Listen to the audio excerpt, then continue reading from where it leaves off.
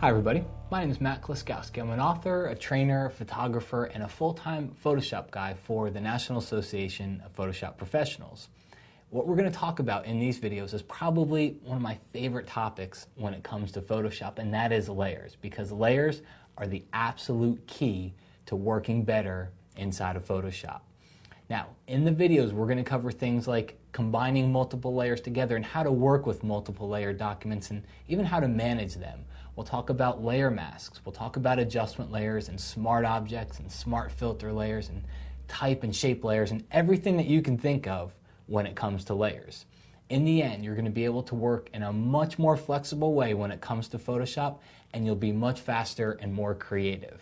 Now, there's one last video at the end you got to make sure you watch, because after all this layer stuff is said and done, I tell you when it's okay not to use layers, and that's just as important. Well, we've got a lot of cool stuff to cover, so let's go ahead and get started.